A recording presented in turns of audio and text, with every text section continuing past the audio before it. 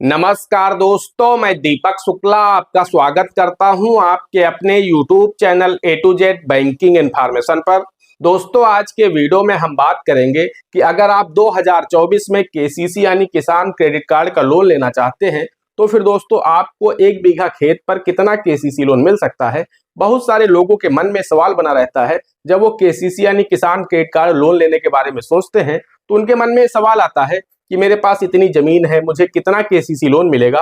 तो आज के इस वीडियो में हम आपको बहुत ही सरल और आसान भाषा में समझाने वाले हैं, जिससे आपको ये पता चल जाएगा कि आपको 1 बीघा जमीन पर कितना KCC लोन मिलेगा और 1 हेक्टेयर जमीन पर कितना KCC लोन मिलेगा। क्योंकि बीघा सभी जगह का अलग अलग होता है, लेकिन हेक्टेयर का जो मानक है, हेक्टेयर की जो माप है, वो सभी जगह बराबर है। चूंकि सरकारी नाप में हेक्टेयर ही चलता है, तो आज हम आपको इन दोनों विषयों पर जानकारी देने वाले हैं कि आपको 1 बीघा खेत पर कितना KCC लोन मिल सकता है और आपको 1 हेक्टेयर जमीन पर कितना KCC लोन मिल सकता है।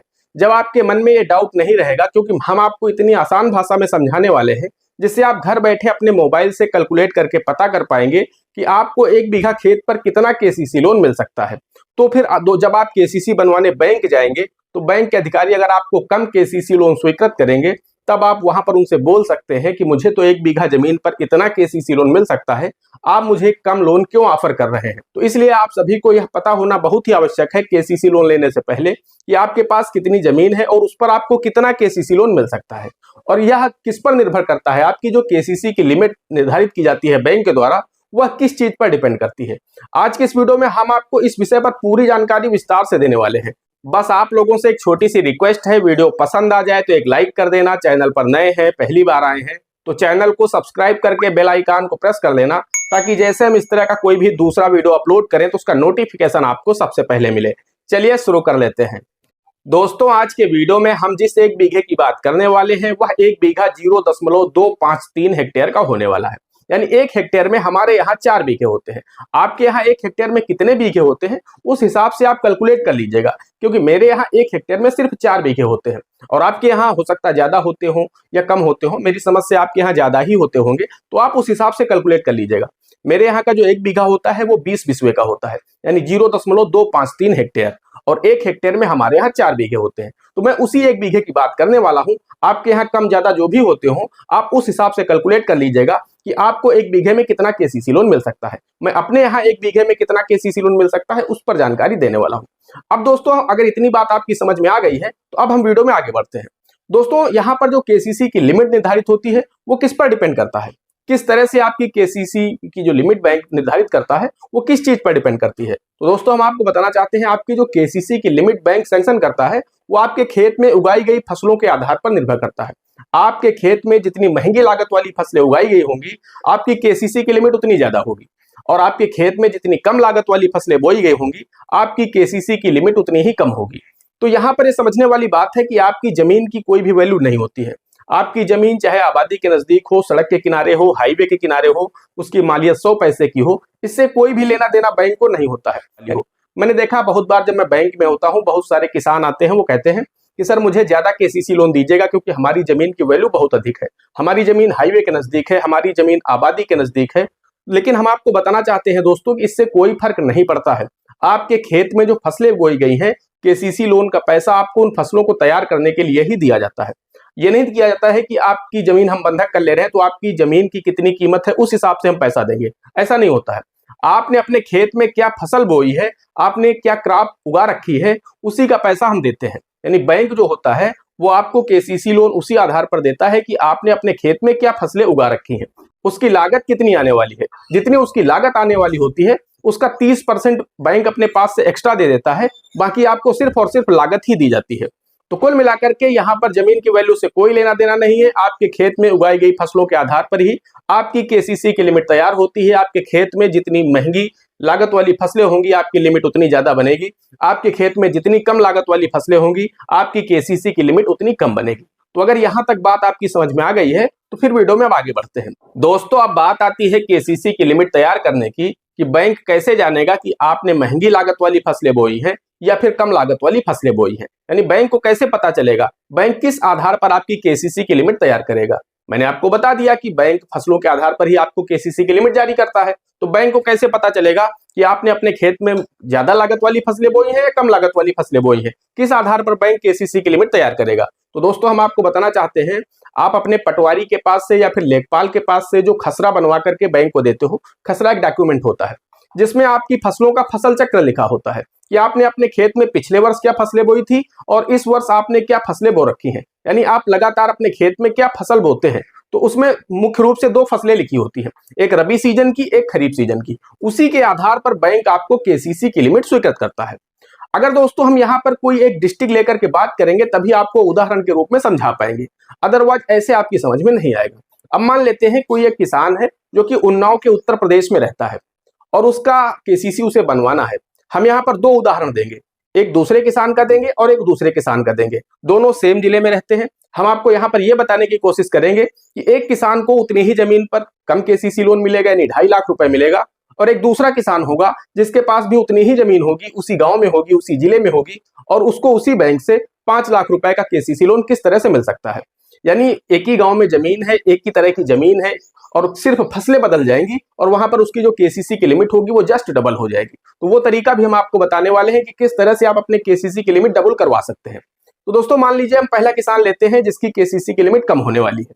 तो मान लीजिए वो पटवारी के पास जाता है, उससे बोलता है कि हमें खसरा बना दीजिए। तो पटवारी उसे बना करके देता है कि आपका रबी सीजन में इनके खेत में गेहूं की फसल है और खरीफ सीजन में इनके खेत में धान की फसल लगाते हैं। वो बैंक लेकर खसरा जाएगा, बैंक उसकी केसीसी की लिमिट जब जारी करेगा तो वहां पर बैंकों के पास एक स्केल ऑफ फाइनेंस होता है, यानी फसल वित्तमान, जो कि प्रत्येक वर्ष जिला में एक कमेटी होती है, उसके द्वारा स्केल ऑफ फाइनेंस यानी फसल वित्तमान जारी किया जाता है, जिसमें लिखा होता है कि इस जनपद में जितनी भी फसलें उगाई जाती हैं उनकी अधिकतम लागत क्या रहने वाली है इस वर्ष में।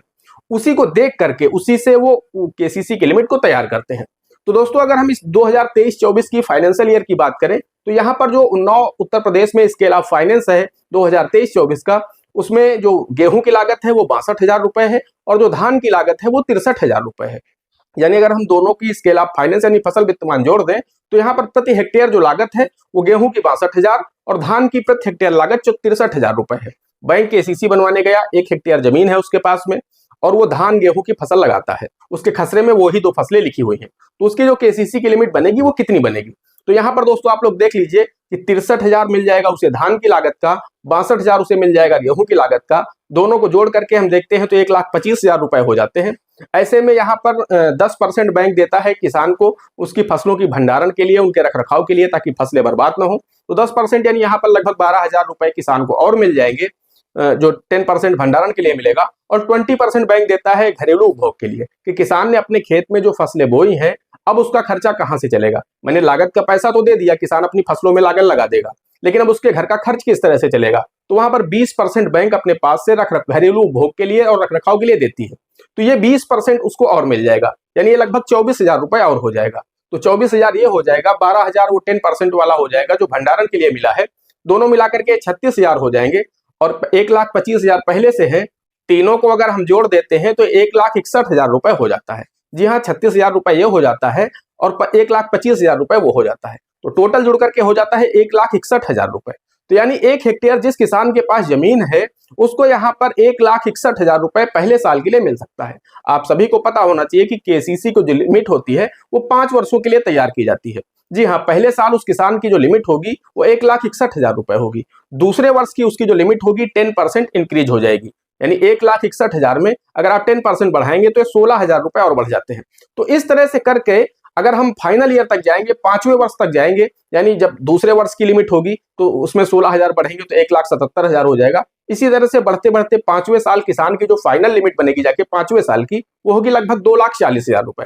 जी हाँ दोस्तों, लेकिन वो किसान पैसा पहले साल की ही लिमिट तक निकाल सकता है। दूसरे साल जब वो अपने खाते का रोल ओवर कर लेगा, पलटा कर लेगा, टर्नओवर कर लेगा, तो फिर उसकी 10% लिमिट बढ़ जाएगी, फिर वो 1,77 निकाल पाएगा। इस तरह से करके जब किसान 5वें वर्ष पहुंचेगा तो वो 2,40,000 रुपए तक उसी केसीसी खाते से पैसे विड्रॉल कर पाएगा। यानी कुल मिलाकर के उसकी जो केसीसी की लिमिट होगी वो 10% प्रति वर्ष बढ़ती रहेगी और फाइनल ईयर उसकी जो लिमिट जाएगी वो 2,40,000 रुपए होगी। यानी वो उसी केसीसी खाते से 5वें साल 2,40,000 रुपए विड्रॉल कर पाएगा।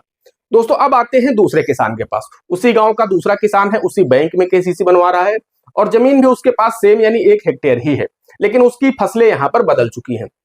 वो अब यहाँ पर क्या है कि अगर हम उन्नाव जनपद में आलू की बात करें कि 1 हेक्टेयर आलू की क्या लागत है, तो 1,21,000 रुपए है। वही धान की लागत की हम बात करें तो 63,000 पहले ही बता चुका हूं। और यहाँ पर तीसरी एक जायद की फसल भी वो किसान बोता है जो कि टमाटर है। यानी खरीफ में वो धान लगाता है, रबी में वो आलू लगाता है और जो जायद में वो टमाटर बोता है। अब अगर हम इन तीनों की स्केल ऑफ फाइनेंस की बात करें तो आलू 1,21,000 प्रति हेक्टेयर हो गया, टमाटर 80,000 रुपए प्रति हेक्टेयर हो गया और यहाँ पर वो किसान जो धान लगाता है आपको पता है 63,000 रुपए प्रति हेक्टेयर उसकी भी लागत है। अब दोस्तों अगर हम इन तीनों को जोड़ देते हैं यानी टमाटर, आलू और धान को, तो 2,61,000 रुपए हो जाते हैं। जी हाँ दोस्तों, अभी यहाँ पर 10% बैंक देगी भंडारण के लिए और 20% देगी घरेलू उपभोग के लिए। तो अगर हम इन तीनों को जोड़ देते हैं तो यहाँ पर 2,61,000 का 10% होता है लगभग 26,000 रुपए और वहीं अगर हम 20% की बात करें घरेलू उपभोग की तो ये होता है लगभग 52,000 रुपए। इन तीनों को अगर हम जोड़ देते हैं तो ये हो जाता है 78,000 रुपए। यानी जो आपको एक्स्ट्रा मिलेगा वो 78,000 रुपए और होगा और 2,61,000 आपको फसलों की लागत का मिल चुका है। तो अगर हम इन दोनों को जोड़ देते हैं तो इसका जो जोड़ आएगा वो लगभग 3,40,000 रुपए आएगा। जी हाँ, 1 हेक्टेयर इस किसान के पास भी जमीन है और 1 हेक्टेयर उस किसान के पास भी जमीन थी। उस किसान को मैंने आपको पहले ही बताया कि कितना केसीसी लोन मिल रहा है 1 हेक्टेयर पर, 1,61,000 रुपए। वही जो दूसरा किसान है उसको यहाँ पर अगर हम इन दोनों को जोड़ देते हैं तो ये बन रहा 3,40,000। यानी पहले साल की इसकी केसीसी की लिमिट है 3,40,000 रुपए और उस किसान की केसीसी की पहले साल की लिमिट है 1,61,000 रुपए। इसी तरह से इस किसान की भी 10% प्रति वर्ष केसीसी की लिमिट इंक्रीज होगी। तो इस तरह से जैसे सेकेंड ईयर इस किसान की अब इसमें 3,40,000 है तो यहाँ पर 34,000 रुपए उसका 10% और बढ़ेगा तो हो जाएगा लगभग 3,74,000 रुपए। इसी तरह से जब ये किसान 5वें साल पहुंचेगा तो इसकी जो फाइनल केसीसी की लिमिट होगी 5वें साल वो होगी 4,95,000 रुपए। जी हाँ दोस्तों, आप पकड़ सकते हैं मोटा मोटा इस किसान की जो 5वें साल की लिमिट होगी वो 5 लाख रुपए होगी। एक किसान को उतनी ही जमीन पर मिल रहा 2,40,000 रुपए और दूसरे किसान को उतनी ही जमीन पर मिल रहा है 5 लाख रुपए। तो आप लोग समझ सकते हैं इसमें जो खसरा होता है वो बहुत ही महत्वपूर्ण रोल अदा करता है। अब आप लोगों के यहाँ का स्केल ऑफ फाइनेंस क्या है, उनकी फसलों की लागत क्या है, आपके पास कितनी लैंड है, आप लोग अगर कमेंट करके हमें बताएंगे तो हम कैलकुलेट करके बता देंगे। आप लोग हमें इंस्टाग्राम पर फॉलो कर सकते हैं, वहां पर कोई समस्या है हमें मैसेज कर सकते हैं। आपके कमेंट का रिप्लाई हम जरूर करेंगे। अगर कमेंट रिप्लाई करने योग्य होगा तो हम रिप्लाई करेंगे और अगर उस पर वीडियो बनाने वाला होगा तो हम उस पर वीडियो बना करके आप लोगों को जानकारी देंगे। दोस्तों आज के वीडियो में इतना ही, मिलते हैं अगले वीडियो में किसी अगले इंटरेस्टिंग टॉपिक के साथ। तब तक के लिए जय हिंद, जय भारत।